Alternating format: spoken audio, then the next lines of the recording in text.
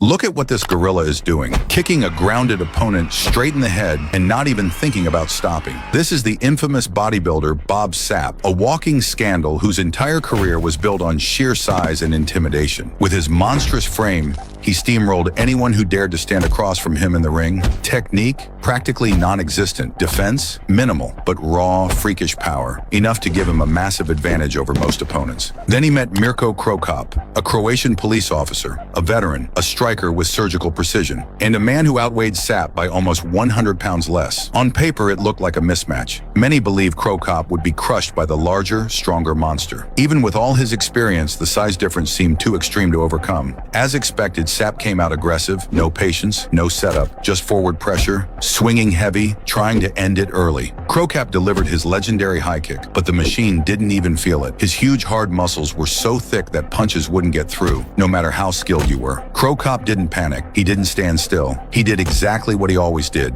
Used movement, timing, and distance. Famous high kicks, sharp body shots, constant damage aimed at slowing the giant down round by round. The plan was simple: break the engine, and it worked. As the fight progressed, Sapp's explosiveness faded. His movements became heavier, his breathing slower. The power was still there, but the threat was gone. And then came the moment that changed everything. A perfectly timed middle kick to the liver. Clean, precise, devastating. The giant collapsed to the canvas, unable to continue. No intimidation, no rage, just pain. The same man who relied on size and brutality was taken apart by accuracy and technique. The fight ended not with chaos, but with clarity. How a humble Ukrainian punished a clown like Tyson Fury for disrespect. At the Battle of Views, the Briton decided to psychologically put pressure on Alexander Usyk with all his might, almost starting a fight right on stage. The fight for the title of the absolute heavyweight champion between Tyson Fury and Alexander Usyk was scheduled for February 17. However, it was postponed due to a facial injury sustained by Fury in training, and subsequently rescheduled for May 18th, 3 months later. The winner of this match will become the first holder of this prestigious title in the era of 4 belts. From the very beginning, the fight went at a slow pace. Both did not want to trade hard punches at once, gradually controlling the center of the ring. Gradually, the tempo began to pick up, and the audience began to shout, "Usyk!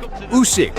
Alexander Usyk. However, Tyson Fury began to demonstrate his clownish mannerisms to the entire arena, thus angering his opponent. Alexander Usyk got angry and went on the attack, openly punching through Tyson's defense. Only the gong saved him from being knocked out in the first round. The next round went at the same pace. Usyk hit with all his might, and the Gypsy King, as always, provoked. At one point, Usyk pinned Tyson down and methodically finished him off, but Tyson easily dodged and ran away from Usyk. However, when a hard left overhand hit him, which broke his nose and started bleeding, he immediately stopped, underestimating the Ukrainian. Usyk finished off Tyson the whole round, and the Gypsy King was only trying to stretch out the time in order to win on points at the end. Usyk did not allow it. At the end of the 9th round, Usyk hit him with hard punches, chased him all over the ring, did not take a step away, pinned him into a corner, and beat him methodically. Tyson no longer had any strength left. It seemed that he was about to fall, but there wasn't enough time for Usyk to finish the fight and knock out the Gypsy King. Nothing much happened in the last round either. Both were exchanging punches. Usyk wanted to finish the fight quickly,